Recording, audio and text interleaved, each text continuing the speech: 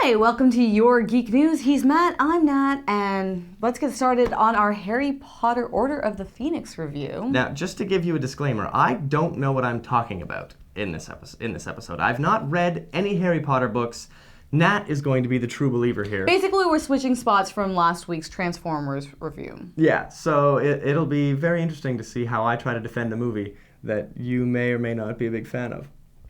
Anyway, so to begin with this review, let's start with the characters and the overall film itself. Not as an adaptation, but just as a film. Charges against the accused are as follows: that he did knowingly and in full awareness of the illegality of his actions produce a Patronus charm in the presence of a muggle. I was only doing it because of the Dementors. I don't think anyone would believe that the Dementors were there by coincidence, Minister. Expecto Patronum!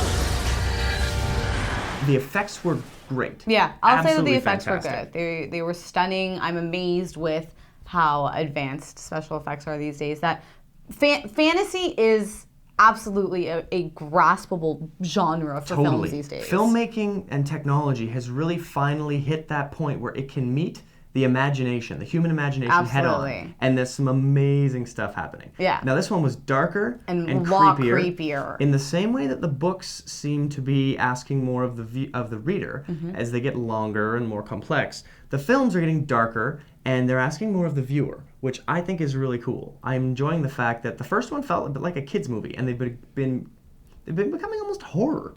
Like they've been getting really it is. creepy. They have like actual like horror movie elements to it Yeah. that I just thought, they were quite creepy. Cool, like the quill punishment. Yeah, well, it was creepy. Yeah, definitely. And then there were the Dementors in this again. Like you saw them a bit in the previous film, in 2 films ago, but this time around they were just terrifying. They didn't look they're anything terrifying. They were wrong though. I don't know. Yeah. I really liked Quaron's version much better personally. I thought they were more accurate honestly, to the I book. didn't know what they were.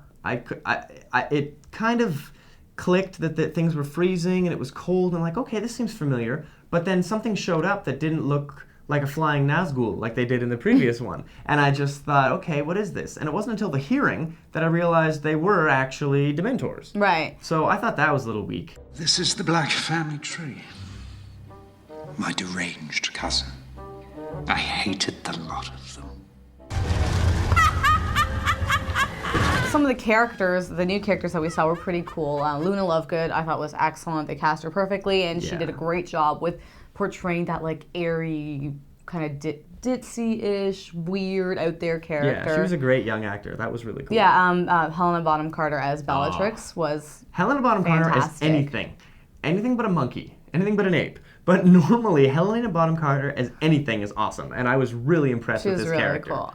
And then there's Umbridge, who's the other new character, who I thought they did a pretty good job with her. I thought she was very accurate to the character that was portrayed in the book, but I really expected her to be way uglier. Like, in the book they describe her as being ugly and toad-like, and she just was kind of kitten-like. Yeah, cute and creepy old woman in this one. So, it was all right. I personally was kind of pissed that McGonagall McGonagall and Snape got so gypped. Those are like my favorite characters. And how do you not give great actors screen time?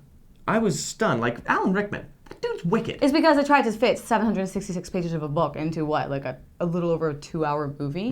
They couldn't. This is kind of the argument with the whole Transformers thing where they put too many characters in, you didn't have any development. Same thing in this movie. Yeah, but these characters are in the book, so you kind of have to put them in. And it's just because... You have to put them in, but they're way more developed in the book. They have personality. Things happen to them. Well, the tricky thing here is that these movies have to stay profitable. You have to make sure that you're making a movie and you're spending enough money and making a short enough film that you're going to make enough. But to what extent though? Are you going to like cut out so many things that you're going to piss off the actual like core audience? Well, I feel like what? They're going to support the next movie? No. Point A to point B is what these films have to do. When you've got and you know what? I'll give this movie that credit. The fact that it actually, the meat of the story happens, but it's just to me it was an excruciating takes the weird way around. Because it just tore out my stomach. Okay, all right. Well, let's go on to the scenes that shouldn't have even been in this movie at all.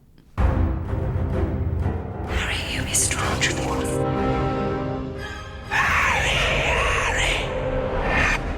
Okay, Okay, so as for, scenes that were just randomly added in for some bizarre reason, Sirius in the train station, he does come and follow Harry as a dog, never turned into a human in the book. I don't know why that happened. I think I can tell you why that happened. Because Gary Oldman wanted to look like a pimp.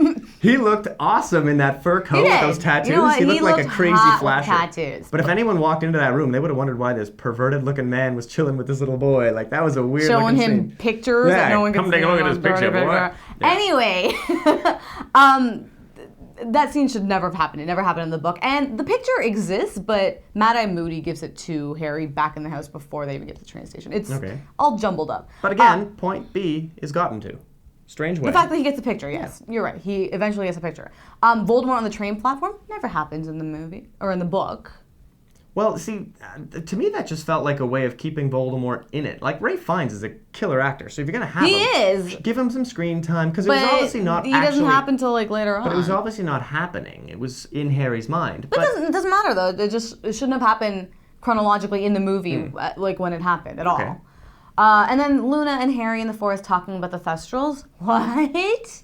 Doesn't exist. That doesn't happen. But that was important exposition. How does it that was. happen It in was the book? important to explain the whole Thestral thing. Yeah. But that's not how it happens. I mean, in the book, they're in Hagrid's class, those like the magical creature class, and they're all trying to see these creatures that are invisible to everyone that hasn't experienced death, which is like Harry, Luna, and Neville. Okay. And Hermione kind of figures out, oh, it's because you guys have seen death that you can see these creatures. Like, that's kind of how you But that sounds like a really long, complicated scene to shoot with all kinds of different actors, and if they're going to just give Luna Lovegood some more screen time, may as well just shoot her and Harry. I mean, it's shorter. I know they tried point. to compensate, but why did you just put the actual scenes from the book in the movie? I don't know. Okay, so let's move on to details that they completely messed up or omitted entirely from the film. In these lessons, I will attempt to penetrate your mind. You will attempt to resist. So, for some of the scenes that were just completely turned on its head, in the book, there's a part where Aunt Petunia actually gets a howler. And the howler is that the letter from like the thing? wizarding world letter. And she actually gets one, and this ominous voice says, "Remember my last Petunia," and that's what makes her decide to keep Harry around, because they were about to kick him out because of the whole thing with Dudley and the Dementors. Now, Petunia is related to Harry's mom, right? Yeah, it's Lily's sister. Who were like a human family. Like, Lily is a mudblood, but Which means she's part wizard. No. Hermione's parents are pure human. They're Oh, muggles. okay. I got you. And she's a mudblood. That's what a mudblood is. They're not pure blood. Anyway, the point is, that's kind of interesting. Shows some interesting parts about Petunia's character. Like, how much does she actually know about the wizarding world? Because the whole time, she's just like trying to avoid anything wizarding, right? Well, if that was left out of the movie, I really hope that's not important in the final book. Because if they're omitting stuff in the 5th movie that come about in the 7th book, like, they could be screwing themselves over. like, you don't actually know what's going on. Like, is St. Mungo's important at any other point? Because in this movie, they didn't even include it. No, they didn't even include it. There's like a huge part in the book where St. Mungo's is where Neville's, kind of crazy parents are. It is a hospital, and that's where Weasley's father ends up going as well. There's like a huge thing with that is just removed from the movie. No Quidditch is mentioned in the movie. Okay. And then you know what? There's been a lot of Quidditch, though. How much of that can you take? I know. I agree. You know what? I find Quidditch kind of slow in the books as well, but they always include it because that's a big part of Harry's world. Room of Requirement, Neville never finds it in the book. Well, who finds it in the book? Dobby tells Harry about it. Dobby's that little house elf from the previous one. Oh, yeah, the one that looks like Vladimir Putin. Yeah, that guy was awesome. Why don't they bring that guy back? That part's different. Spoiler warning. If I hadn't read the books, I would think it'd be really cool. Yeah. I will say that straight out. Well, I'm just shrugging my shoulders and enjoying a movie, so. Anyway. So we've got some good geeky stuff coming up between Skinwalkers and Stardust. There's some neat films coming up. We're going to try to get you some previews for it, some scenes, and we'll definitely get you some reviews. Yeah, fun stuff coming our way. If you guys haven't had a chance to check out the Katie Sackhoff interview that we did for BSG Cast, check it out. It's wicked. We're so happy to have gotten to meet her. So head over to bsgcast.com and take a look at that. And we have a Marina Sirtis interview coming up. Yeah, that's true. We interviewed Deanna Troy, and that'll be on Your Greek News, which is very much unrelated to Your Geek News or BSG Cast. She's a geeky Greek. But yeah, I mean, if you like Star Trek, there she is. Anyway. So, see you later, geeks. Thank you very much. Bye.